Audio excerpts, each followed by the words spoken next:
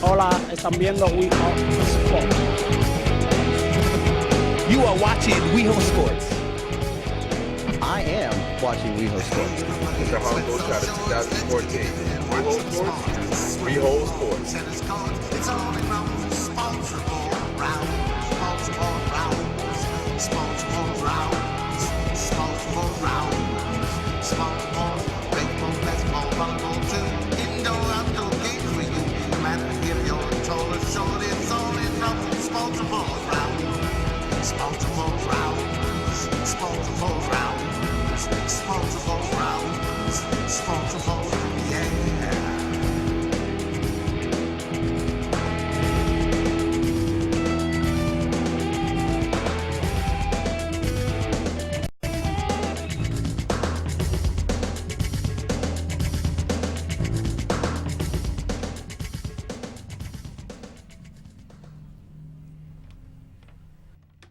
Good evening and welcome to WeHo Sports. My name is Raul Alonso and I'm your host.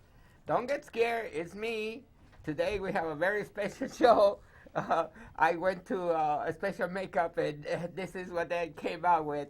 But we have our alter egos tonight and tonight's show. You're going to see Mr. George Broomis with his alter ego and Mr. Bert Champagne and of course Axel. Everybody's here and we have a very good show for you tonight. We're going to be talking about the Oscars. We were at the Oscars this past Sunday, the NCAA March Madness, the World Cup, and we're also going to talk about an exhibition right down the street here at the Tiro at LACMA that is called Football, the Beautiful Game, and that's because of the World Cup is coming up in a couple months and stuff. So let's get right to it and say hi to all of our co-hosts here. How you doing, Mr. George Broomis? Good.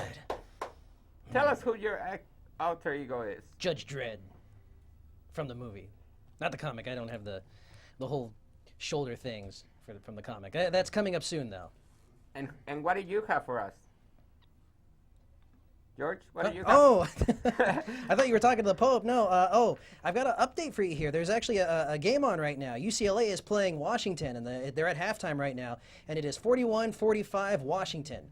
Wow. Yeah. It's going to be a close one, but we're going to talk about that when we come back. Hello, Mr. Bert Champagne. How are you today? How are you? Bless you. Thank you, Senor Popo. I am sending blessings to all. I will be out at the marathon this weekend. Watching the AIDS Project Los Angeles has over 100 runners. I'll be down at La Cienega and Santa Monica Boulevard cheering on all of the runners, sending them blessings. My official AIDS Marathon shirt, jacket, and my gear.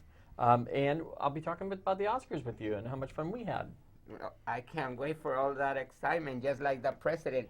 He can't wait. See? So, Señorita Axel, how are you? Good.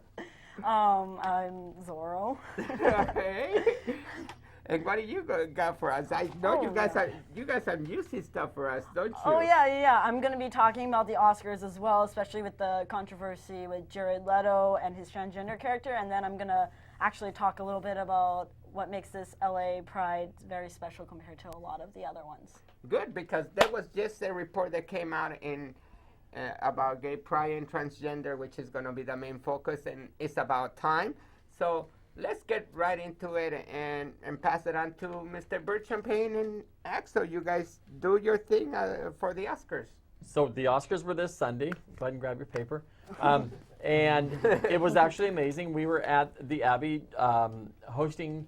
The Abbey hosted AIDS Project Los Angeles' fundraiser there, as they've done for the last 13 years. Polly Perrette from NCIS, we all know and love her, one of the biggest advocates for rights, came and hosted it for us, and we raised hundred thousands of dollars. And right next door was the Elton John party, and I saw Ed Sheeran when he went in to do his rehearsal, so it was very exciting. But let's talk about what went on, Axel. Go ahead and give us your take on it. Well, I mean, Jared Leto got the Oscars, and there's been a lot of controversy with the transgender community over it. Different people in different parts of the community had problems with it throughout the entire thing. Some of it's having to do with the speech. Some of it's the way he portrayed it, the way everything was done about it, and I'm here to bring up the different little controversies. Let's start with the character itself. Rayon's supposed to be this transgender woman who's HIV positive, a drug addict, and a prostitute. However, according to some sources, she was originally written to be a drag queen, based off of a story of a bisexual cisgender man. If you don't know, cisgender means someone who's not transgender. But both Leto and the director decided that she should be a trans woman, but they never edited the script so that it would be more correct because she's supposed to be a transgender woman. And throughout the entire movie, you'll see parts where it does not go with the general idea of what a transgender woman is in the transgender community. And so you'll see like her dealing with trans misogyny, and then how she doesn't react when she gets misgendered. A lot of the time she just has a blank face, and it really just seems like a guy doing drag rather than an actual trans woman. And then it's also somewhat portrays transgender women in the same narrative that you find a lot of transgender women in TV shows. 40% of them are generally portrayed as the victim, and 20% of the transgender women characters in the TV shows are portrayed as prostitutes as their main job, right? So you have this, and it continues on to this path, and throughout the entire movie, it seems like he just keeps on hitting and hitting and hitting stereotype after stereotype of transgender women, and that's created a lot of anger in the transgender community. And then it's also problematic, having someone who's a cisgender playing a transgender role while talking about making it seem like drag, because it's kind of erasing the actual trans struggle. Some of his speeches were just talking about the makeup and stuff like that, and what it's like to wax instead of what, transgender struggles in itself, and people had problems with that. And then in the Virtuoso Award, when he got it, this non-binary transgender person called him out on it and literally said trans misogyny does not deserve an award. And they had a little go back, and eventually they talked to it in private, but the transgender people who confronted him about it just left knowing that it was kind of like he was still ignorant, because he was comparing being transgender to being gay or straight, which is totally different, and we have our own different struggles, and I don't think he got why it was really offensive to a lot of people in the transgender community. And then it really hit an edge at the Oscar award, because he never really explicitly mentioned about transgender people in his speech, even though he played a transgender part and was kind of, supposed to bring awareness to HIV in the transgender community. But I feel like he did it in a way that kind of just shows it in a way that cisgender people portray, or rather see transgender people, and a lot of people don't even think he deserved the Oscar. Okay. Wow. So now I'm going to come back with you because as a person who works with all types of people, I totally disagree with that. Because if you remember, this movie is 30 years ago. We have made enormous strides in the last 30 years. So we have to look at what was going on 30 years ago. Way before your time, almost before my time. Well, so we have to look at what was going on 30 years ago in the trans world. And as a person who lived during that time, this is what really was going on in that, the transgender people, that was going on in the trans world.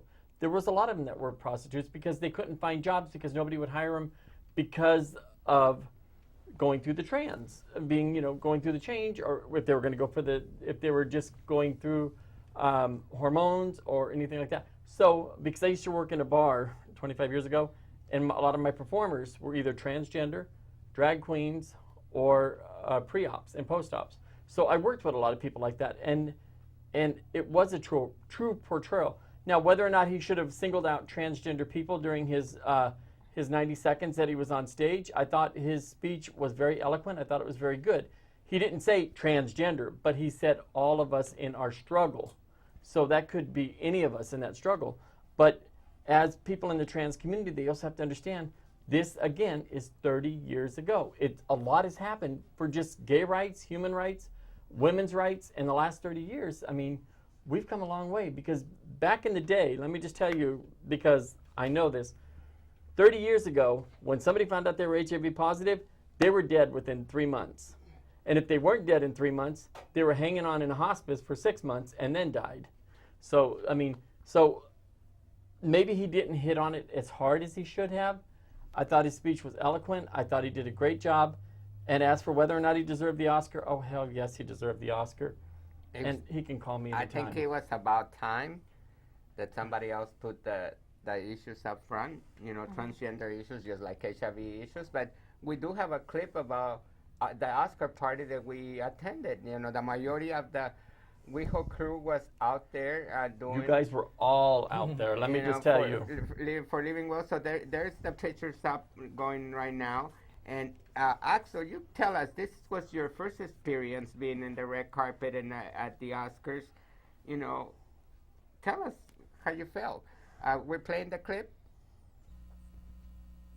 Oh yeah, it was really exciting. It was like my first really big event, and it was the first time I got to really see celebrities that I was actually familiar with outside of the TV screen, especially Polly Perrette, because my entire family is a big fan of NCIS, especially her. And it was kind of weird seeing her not as Abby, and I was actually very happy to see someone who's been in my childhood a lot, being a very very supportive advocate for the LGBT community without even being LGBT, and that kind of makes me really happy. That's fantastic, because that was my idea of bringing you into the Oscars, so you could feel and have connections with other people, and know that you're not by yourself on your struggles, and that we all are here for you, and to get you motivated, so you can see, hey, I can do anything in this world. That's basically what one of the things, because after all, our choice educational, no? Mm-hmm. So, yes. For us to educate people, we have to educate ourselves by bringing you in here and learning about what your struggles are, so, but I think it was a fantastic party. Oh, yeah, cheers to David Cooley and the amazing Abby staff, the SBE staff. They did a great job. People were very happy. The red carpet looked great. We collected donations. In fact, Polly Perrette is paying for one of the therapy rooms that AIDS Project Los Angeles is having in their new center down in Baldwin Hills. So she paid for that room, $25,000. Thank you, Polly. And we got to remember that this was big because it's for a new project that AIDS Project Los Angeles is doing, and they're opening up their own personal clinic. So, that it's going to be there. So. But it was really nice seeing all of WeHo Sports out there on the red carpet doing their thing. Everybody was out there being fabulous, and I was working. Thank you.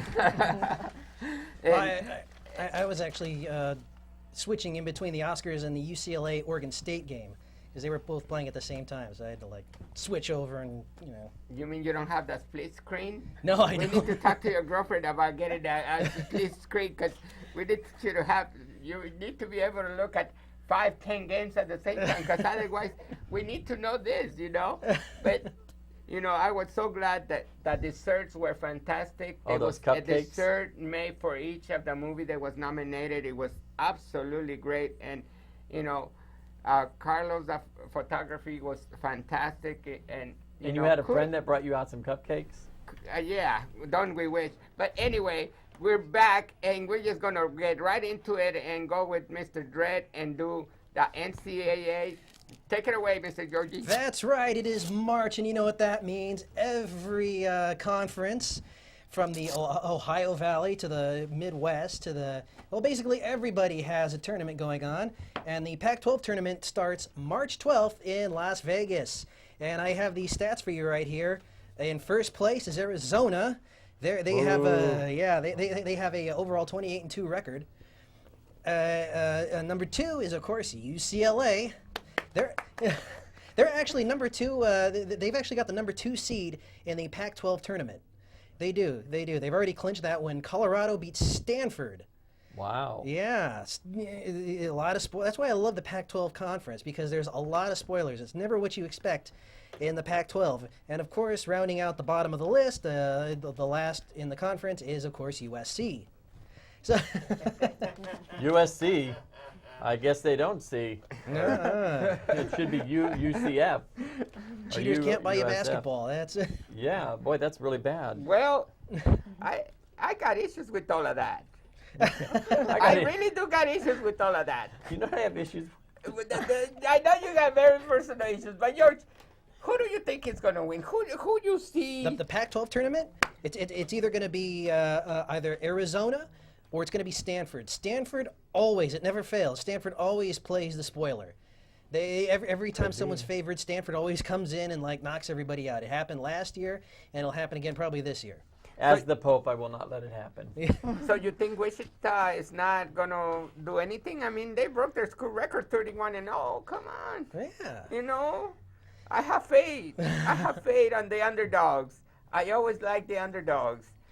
And a couple of tournaments are actually going on. I already started. March 5th was the Big South tournament, and they're already got a couple of games going. Tomorrow, March 7th, they're gonna start playing. High Point is going to be playing Winthrop, and Charleston, South Carolina is going to be playing Coast.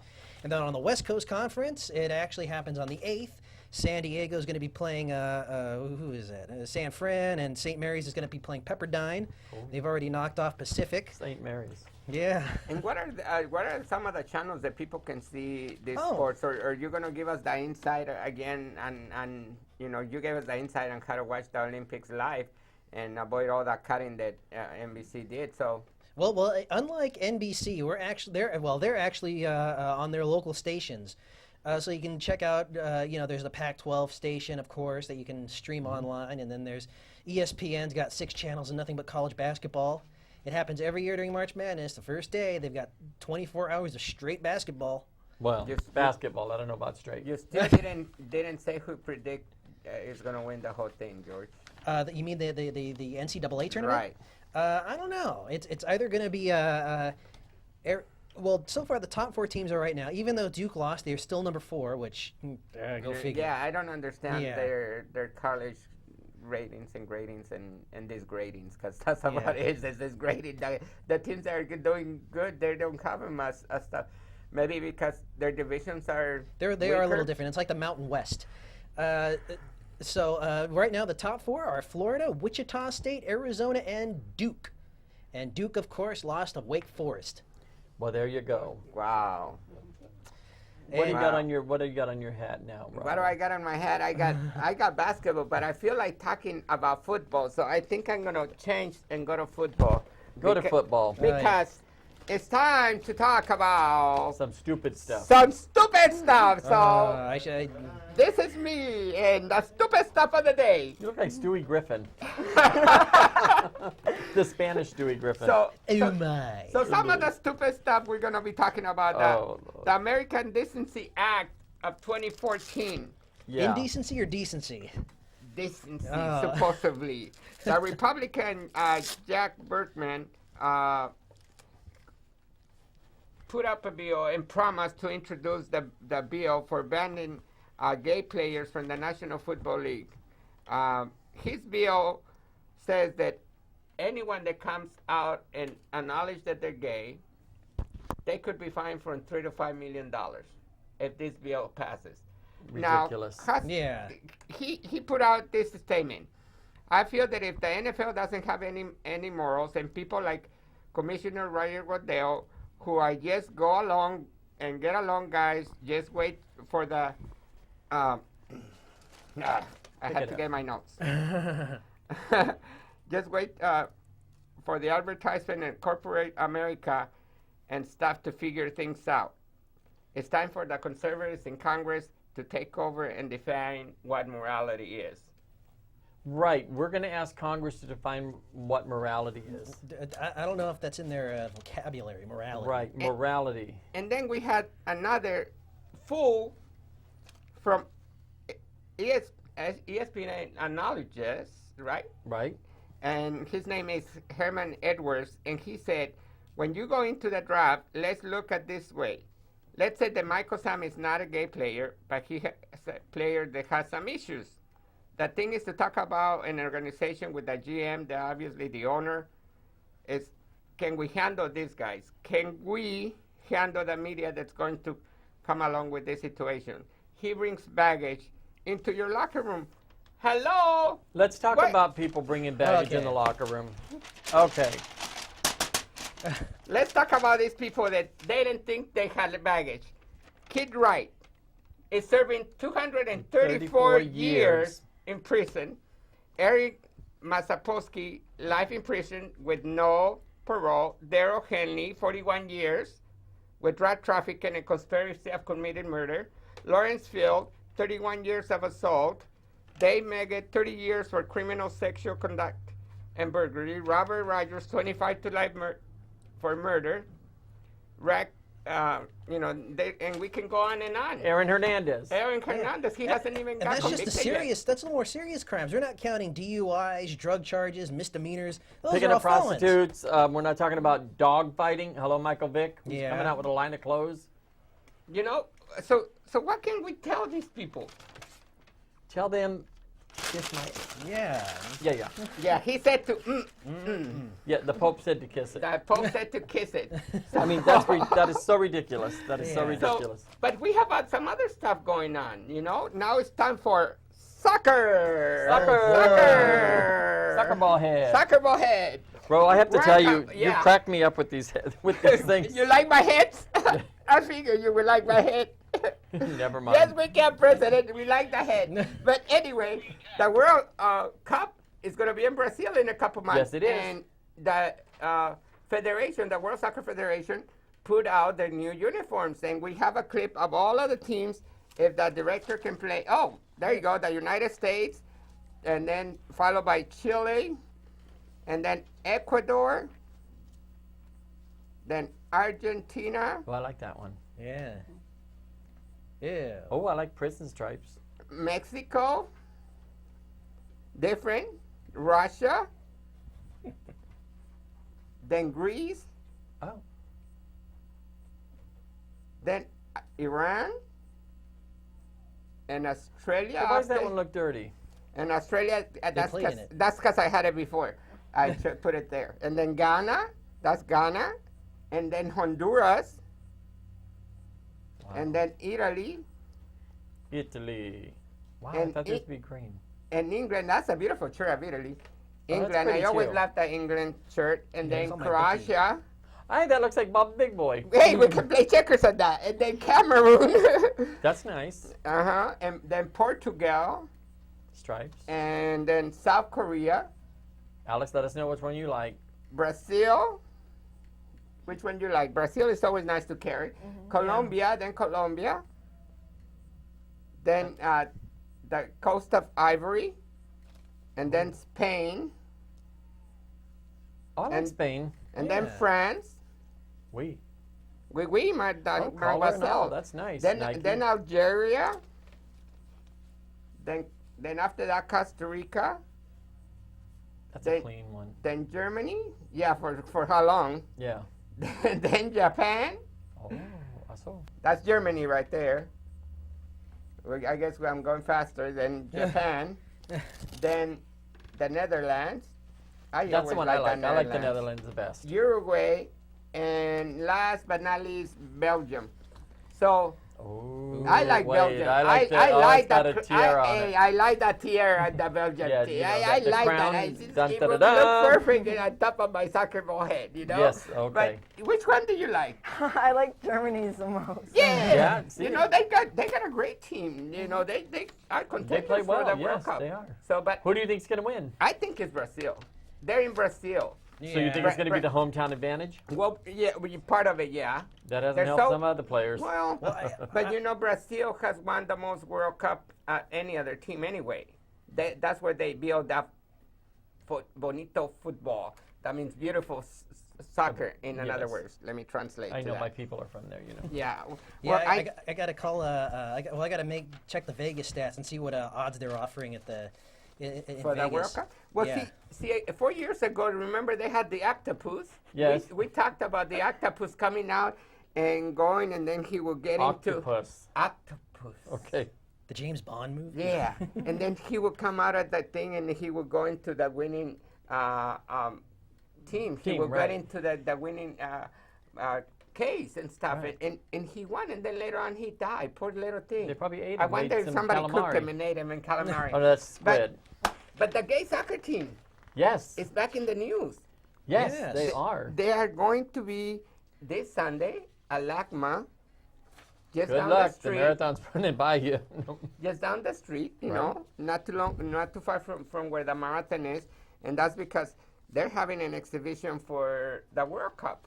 Yes. And this is a bunch of artists that got together and put pictures and sculptures of different eras of the World Cup, and it's going to be educational. And the soccer team is going in this Sunday. They're going to be there at 1 o'clock, and we're trying to tag along to see what the conversation is, how they feel about seeing this history in soccer. Right. You know, I think it will be fantastic to have their reactions.